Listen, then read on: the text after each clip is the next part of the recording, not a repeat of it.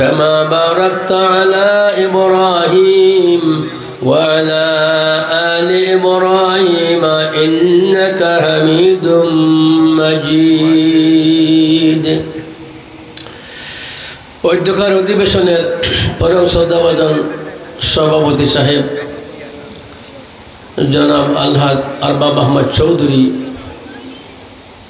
মঞ্চে উপবিষ্ট হযরত উলামায়ে কেরাম, মাহফিলে উপবিষ্ট এলাকার দূর দূরান্ত থেকে আগত মুরব্বিয়ানে আজম, আল্লাহ পাকের দয়া হয়েছে আপনাদের সামনে আবারও আমি সালাম দেওয়ার। ফোনে 12টা থেকে 12:35 পর্যন্ত আপনাদের সামনে বসা ছিলাম। আবারও এখন সুযোগ আল্লাহ করিয়া দিছে, আলহামদুলিল্লাহ। আমি শুকরিয়া আদায় করি। বাগার সাহেব রহমতুল্লাহ আলাইহি ফয়েজ মায়ার মানুষ আমরা যাতে বেশি বেশি নিতে পারি। রুহানি ফয়েজ, কি ফয়েজ? রুহানি ফয়েজ। জিসমানি ফয়েজ তো দুনিয়াতে থাকতে পাইতাম, আসলে তো দুনিয়াতে নাই। উলামায়ে কেরাম মারা যান নাই, বুজুর্গানে দিন মারা যান নাই, এরা দুনিয়া থেকে ইন্তেকাল হয়ে কবরের বাসিন্দা হয়ে আছেন জীবিত। আপনারা বলেন তো, হযরত বাগা রহমতুল্লাহি তাআলা আলাইহি যদি দারুল উলুম দেওবন্দ থেকে কুতবে আলমের ফয়েজ নিয়ে না আসতেন, তাহলে আজকে এই বাগার মতো এত বড় দারুল হাদিস মাদ্রাসা আপনাদের বাগাতে জন্ম নিত না, ঠিক কিনা? ফয়েজ নিয়ে আসছিলেন বিদায় প্রতিষ্ঠিত হয়েছে দারুল হাদিস। হাদিসের দর্স পড়ানো হয় এখানে, হাদিসের দর্স সহিহ বুখারী, সহিহ মুসলিম, তিরমিজি, আবু দাউদ, নাসাই, ইবনে মাজাহ, মুয়াত্তা মালিক, মুয়াত্তা মুহাম্মদ, তাহবি শরীফ, যতটা সাবজেক্ট আছে হাদিসের সব কিতাব এখানে পড়া হয়। আর যে জায়গাতে কুরআন হাদিস পড়া হয়, কালা হাদাসানা পড়া হয়, এই জায়গার অবস্থান মদিনা মুনাওয়ারার সাথে একটা লাইটের মতো সম্পর্ক তৈরি হইয়া যায়। ডাইরেক্ট মদিনার সাথে সম্পর্কিত বাগা দারুল হাদিস মাদ্রাসা গোলাপনগরের হযরত বাগা রহমতুল্লাহি তাআলা আলাইহি ফয়েজ নিয়ে আসছিলেন বিদায়। ওনার রুহানি ফয়েজ এখনো বাগা মাদ্রাসা, ঠিক কিনা? ওনার ফয়েজে তাম বাগা মাদ্রাসা। আর ওনার যে সন্তান সন্ততি, আল্লাহু আকবার, শুধু উনি শুধু ওলি আমাদেরকে খান্দাইয়া গেছেন দুনিয়া তাকিয়া। উনার সন্তান সন্ততি নাতি ফুতিরা আলহামদুলিল্লাহ আল্লাহ তাআলা হযরত শেখ বাগা রহমতুল্লাহ আলাইহির খানদানে উজালা করে বলুন আমিন। আর বাগার খানদানের সাথে আমাদের সম্পর্ক রাখি, ওয়াজে আসি, মাদ্রাসা সাদা কালেকশন করি, সাদা দেই, দান খয়রাত করি, দেশে বিদেশি বাইরে। আমি দেখছি শুধু ফোন আসতেছে, 50,000, 10,000, 20,000 নগদ টাকা আসতেছে। এগুলা কিসের আলামত? হযরত শেখ বাগা রহমতুল্লাহি তাআলা আলাইহি ফয়েজের আলামত। বলেন আলহামদুলিল্লাহ। আমরা সৌভাগ্যবান। বড় দুর্দিন চলছে আমাদের বর্তমান অবস্থা, দেশের প্রতি বড় কঠিন অবস্থান চলছে। আমার তো বই আসতেছে, কিছুদিন পরে আমাদের অবস্থা কোথায় যাচ্ছে আল্লাহ পাক জানেন, ঠিক কিনা? দেশের আভ্যন্তরীণ অবস্থা বেশ ভালো না, খুব কঠিন অবস্থানে দেশ আছে। সামনে যে কি হবে আল্লাহ পাক জানেন। এখন দেশের জন্য দোয়া করেন, আল্লাহ যেন দেশটারে হেফাজত রাখেন। উসমান হাদি গুলিবিদ্ধ হয়েছে। উসমান হাদি একটা মজবুত সন্তান ছিল বাংলার জমিনের। আজকে তার কারণে সারা বাংলার জনগণ, প্রত্যেকটা দলের মানুষ কাঁদতেছে, ঠিক কিনা? তার মারার পিছনে তার কারণটা কি? কি কারণ? কারণ লুকিয়ে আছে বাতের তলে, এমনি জানা আছে। আমরা আছে না নাই? জানা আছে। এই দেশ থেকে যারা সন্ত্রাসী ছিল, এই দেশে যারা জুলুমের রাজত্ব কায়েম করছিল, এখনো এই দেশে জুলুমের রাজত্ব যদিও নাই, কিন্তু জুলুমের রাজত্বর সদস্যরা এখনো দেশে আছে, ঠিক কিনা? এই দেশ ফ্যাসিস্ট ছিল, ফ্যাসিস্ট থেকে এই দেশ এখন শান্তি দেশ হওয়ার জন্য আমাদের প্রত্যেকের ইমানি দায়িত্ব। আল আল হুব্বুল ওতনে মিনাল ইমান। আমাদের দেশকে আল্লাহ রাব্বুল আলামিন যেন শান্তির দেশ হিসাবে কবুল করেন, বলুন আমিন। যতদিন এই দেশ থাকবে শান্তি পাবে, আমাদের মাদ্রাসা থাকবে, যতদিন এই দেশ থাকবে 93% মুসলমানের দেশ, ততদিন উলামায়ে কেরাম নিশ্চিন্ত থাকবেন। আপনারাও মসজিদে যাইতে পারবেন, আসতে পারবেন, সন্তানদেরকে পড়াইতে পারবেন। কিন্তু আমার তো বই হইতেছে, সামনে আমরা কি যে পাবো আল্লাহ পাক জানেন। উলামায়ে কেরামের প্রতি আঘাত, মাদ্রাসার প্রতি আঘাত অতীতে হয়েছে, এখন যে আরো কি হবে আল্লাহ পাক জানেন। আপনারা দোয়া করেন, আমরা দোয়া করি যেন রব্বুল আলামিন আমাদের দেশটাকে যেন দুষ্কৃতকারীর হাত থেকে, নাস্তিক মুরতাদদের হাত থেকে, জিন্দিকদের হাত থেকে যেন আল্লাহ আমাদের দেশকে হেফাজত করেন, বলুন আমিন। আমি আপনাদের খেদমতে সূরা বাকারার প্রথম আয়াত তিলাওয়াত করেছি। আমার সময় কিন্তু ঝুলন্ত অবস্থা, আমার সময় ঝুলন্ত। আসলে যে মকসদে তিলাওয়াত করেছি, একখানা হাদিস তিলাওয়াত করেছি, কতটুকু আলোচনা করতে পারবো জানি না, কারণ সামনে আসতেছেন আপনাদের প্রিয় ব্যক্তি, নাম ঘোষণা হয়েছে না, বরদেশি হুজুর। বরদেশি হুজুর যখন আইবেন তখন আমি এমনি চলে যাইতে হইব। এই জন্য আমি শুরু করি দিই, আল্লাহ পাকে জেনে না পৌঁছায়। রাজি আসি তো আমরা যারা বসছি শুনতে রাজি আসি তো। উদ্দেশ্য কি শোনার? আল্লাহকে খুশি করা। আমি প্রথম অধিবেশনে বলছি, আমাদের এই মাহফিলে আসা আল্লাহকে খুশি করা, এই মসজিদে এই মাহফিলে বসা আল্লাহকে খুশি করা, এই মাহফিল থেকে উলামায়ে কেরামদের কাছ থেকে দ্বীনি কথাবার্তা শোনা আল্লাহকে খুশি করা, আমল করা আল্লাহকে খুশি করা। আর বান্দা যখন আল্লাহকে খুশি করার লক্ষ্যে সে বসবে, শুনবে, আমল করবে, আল্লাহ যদি খুশি হইয়া যায়, আর আমল করলে আল্লাহ খুশি হন, আল্লাহ খুশি হয়ে গেলে আমাদের জন্য আখিরাত প্রশস্ত হইয়া যাইব, বলে না আমিন। মাহতারাম হাজিরিন, আমরা তো এখন বড় বিপদগামী হয়েছি। আমাকে হুজুর ইঙ্গিত করছেন, না বলে পারছি না, আবার এই কথাটা আগে বলতে আমি এখনো বলতে মনে চাইতেছে আমার। বালাঠিয়া ওয়াইজানিয়া, বালাঠিয়া বলেন, বালাঠিয়া ওয়াইজানিয়া, বালাঠিয়া ওয়াইজানিয়া ওয়াজ করাইয়া না হয় তার নিজের ফায়দা, না হয় যারা শুনেন তাদের ফায়দা। এই সমস্ত বারাঠিয়া ওয়াইজরা আমাদের দেশটা নষ্ট করতেছে, আর তারা ফকেট পড়তেছে, ঠিক কিনা? 4টা 5টা প্রোগ্রাম, 30,000, 40,000, 1 লাখ, 50,000, এক প্রোগ্রামে একটা ধা দিয়া, 4-5টা প্রোগ্রাম করলে আজ এক রাতে 1 লাখ, 2 লাখ, 1.5 লাখ। বারাঠিয়া ওয়াইজ, এই সমস্ত বারাঠিয়া ওয়াইজদের ওয়াজের কোনো ফায়দা নাই। তাদের উদ্দেশ্য টাকা, সে টাকা অর্জন করলো, আর আপনার উদ্দেশ্য আনছিলেন কতটুকু সফলতা আসতেছে আল্লাহ পাক জানেন। মানুষের কাছে চান্দা করে আনলেন, মানুষের কাছ থেকে টাকা নিয়ে আইলেন, আর সব টাকা ফকেটে ঢুকে দিয়ে দিলেন। এজন্যে আমি দেখছি দিনাজপুরি সাহেব রহমতুল্লাহ আলাইহি, দিনাজপুরি সাহেব রহমতুল্লাহ আলাইহি আগের যে উলামায়ে কেরাম ছিলেন, গুড়া দিয়া শহরে বাজে গেছেন। গুড়ার উপরে শহরে গাড়িগুলো তেমন ছিল না, দূর দূর থেকে বরুণা সাহেব রহমতুল্লাহ আলাই দূর দূর গেছেন, গুড়ার উপরে শহরে ওয়াজে গেছেন। কিন্তু এরকম তো টাকা পয়সা 20-30,000, 40,000 বলেন নাই তো। দিলে দিছেন, অনেক ওয়াজ এমনও ছিলেন কোন ঠেকাও নেন নাই।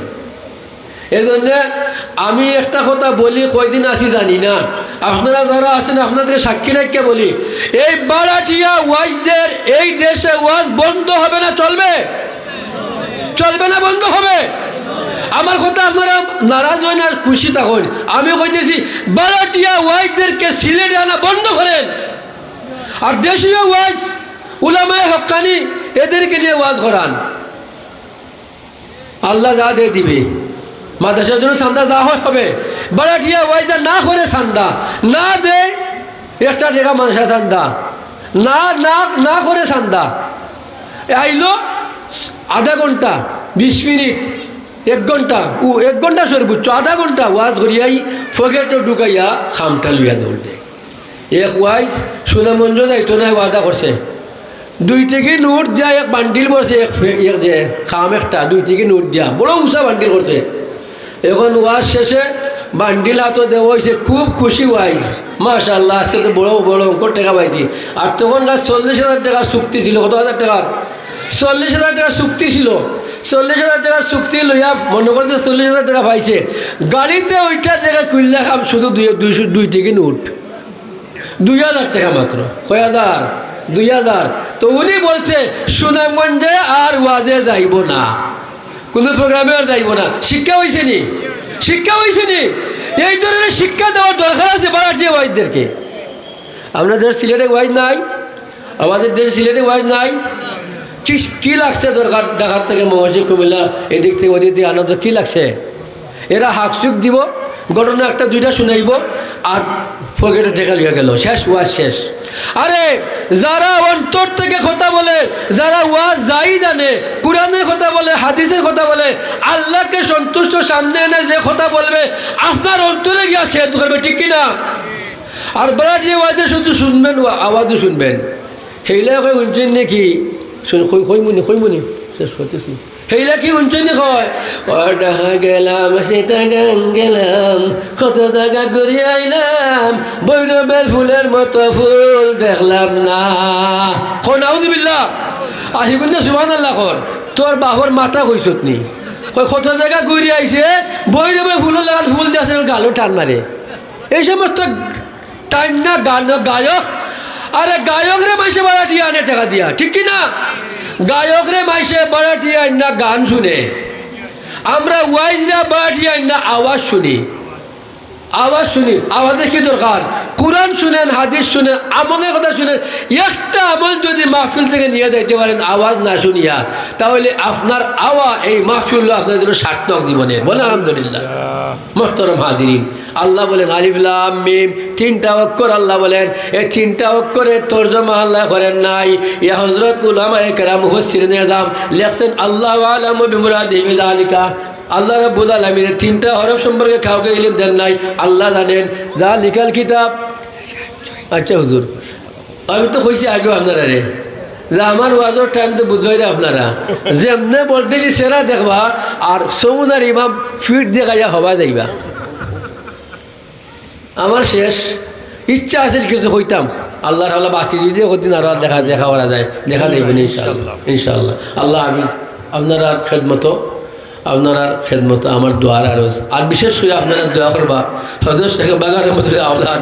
ওই যে কয়দিন আগে এই মাসের দীর্ঘদিনের মুসলিম মসলাম 19 বছরের বলে জুবাইর আহমদ সাহেব রহমতুল্লাহ আলাই রহমতুল্লাহ আলাই।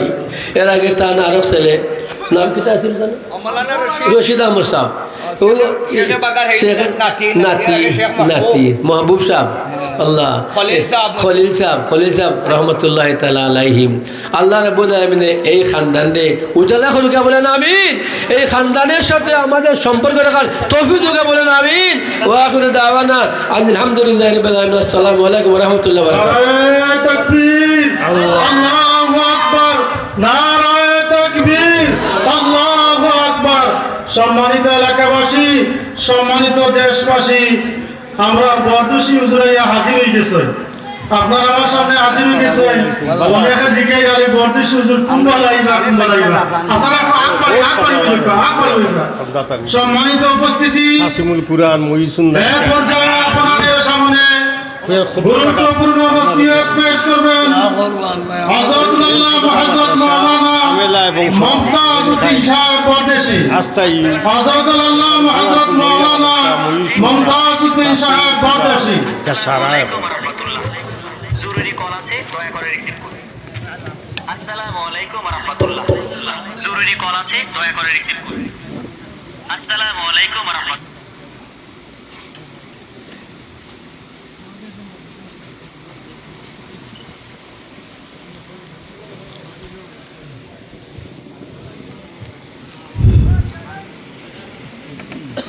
আসসালামু আলাইকুম ওয়া রাহমাতুল্লাহ।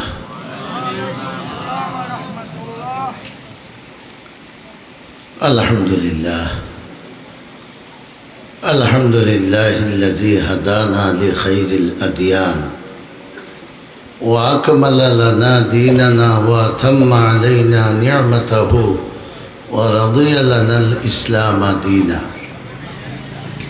أشهد أن لا إله إلا الله وحده لا شريك له وأشهد أن سيدنا ومولانا محمدا عبده ورسوله أرسل إلى الناس كافة بشيرا ونذيرا وداعيا إلى الله بإذنه وسراجا منيرا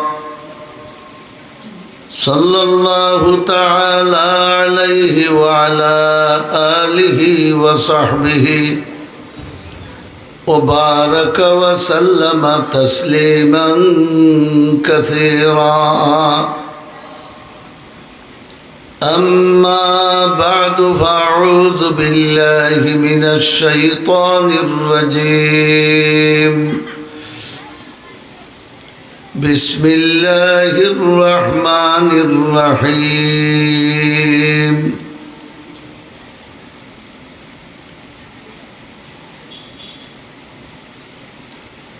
والضحى والليل إذا سجى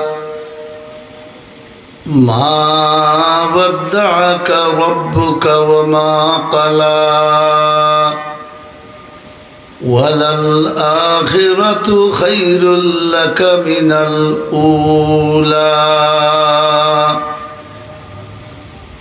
وقال النبي صلى الله عليه وسلم كن في الدنيا كأنك غريب أو عابر سبيل وعد نفسك من أصحاب القبور আন্তরিকভাবে আমরা একবার দুরূদ শরীফ পড়ি সাল্লাল্লাহু আলা সাইয়্যিদিনা ওয়া মাওলানা মুহাম্মদ وعلى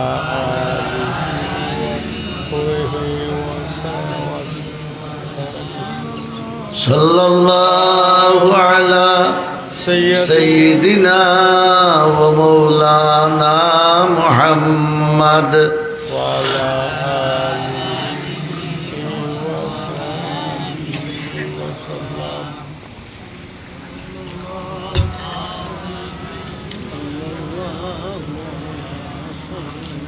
जनाब सदर महतरम मुअज़्ज़ज़ उलमा-ए-किराम